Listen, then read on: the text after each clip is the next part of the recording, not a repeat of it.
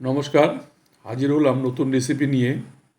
আজকের রেসিপিতে থাকছে চাল কুমড়ো চাকতলি। এইসব রেসিপি এখন আর আগের মতো সচরাচর কেউ তৈরি করে না। সময়ের সঙ্গে সঙ্গে রান্নার পরিবর্তন হয়েছে। গরম ভাতের সঙ্গে খেতে বেশ ভালোই লাগে। ভিডিওটাকে প্রথম থেকে শেষ পর্যন্ত অবশ্যই দেখবেন। এইভাবে পুর দিয়ে ভেজে নেওয়া হয়েছে এবং সুন্দর নরম হয়েছে, এখনও গরম আছে।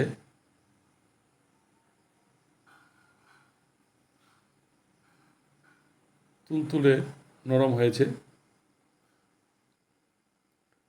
খেতে বেশ ভালোই লাগে।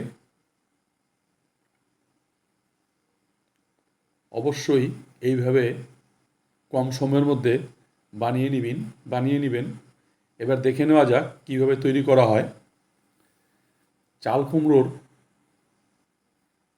চাকতলি তৈরি করার জন্য একটা চাল কুমড়ো নেওয়া হয়েছে, কচি চাল কুমড়ো। চাকতলি তৈরি করার জন্য যেভাবে কাটতে হয় সেইভাবে কেটে নেওয়া হবে। উপরের ছালটাকে ছিলিয়ে নেওয়া হচ্ছে এইভাবে।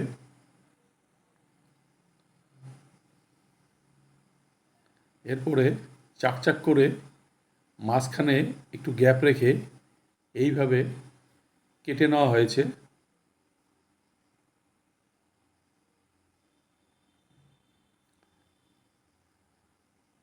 এবার ওভেনে একটা কড়াই দিয়ে গরম জল বসিয়ে দেওয়া হয়েছে। এই কুমড়োর চাকতুলিগুলোকে এর মধ্যে ভাপিয়ে নেওয়া হবে। একে একে কুমড়োগুলোকে জলের মধ্যে দিয়ে দেওয়া হচ্ছে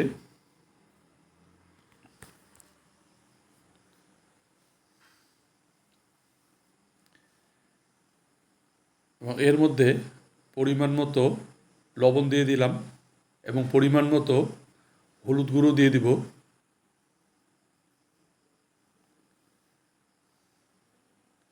এবার একটা ঢাকনা দিয়ে মিনিট দুয়েকের জন্য ঢেকে দেব।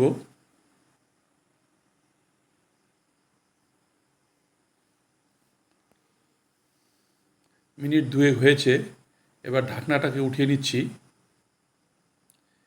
এবং ওভেনটাকে বন্ধ করে দেওয়া হবে। একটু ঠান্ডা হওয়ার পরে এগুলোকে নামিয়ে নিব। এর মধ্যে কালো সর্ষে, কাঁচা লঙ্কা পেটে নিয়ে এর মধ্যে খানিকটা সর্ষার তেল এবং নুন দিয়ে দেওয়া হয়েছে এবং চাকতুলিগুলোকে এইভাবে এই সর্ষের পুরটা দিয়ে দেওয়া হয়েছে, এইভাবে দিয়ে দেওয়া হচ্ছে।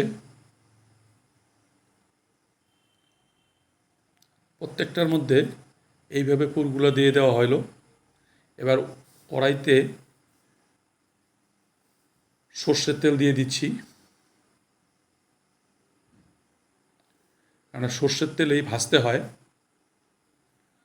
একটু ঝাঁঝ আসলে বেশ আরও ভালো। এখনকার তেলে তো আগের মতো আর ঝাঁঝ নেই। তেলটাকে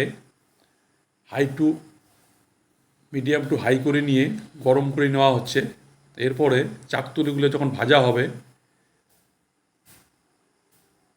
লো টু মিডিয়াম করে দিয়ে দিব। চাকতুলিগুলোকে ভেজে নেওয়া হচ্ছে। এপিট উপুট করে উল্টো পাল্টা করে ভেজে নেওয়া হবে। একটু ভাজতে সময় লাগে, কুমড়ো তো একটু জলা জলা ভাব থাকে, যার জন্য ভাজতে একটু সময় লাগে।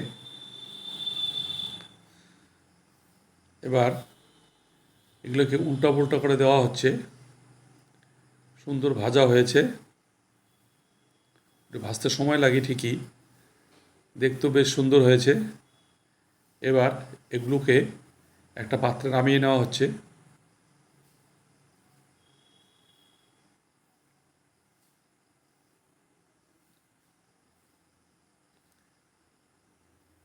এইভাবে কম সময়ের মধ্যে চাকতলি ভেজে নিন। সুন্দর একটা রেসিপি। নমস্কার।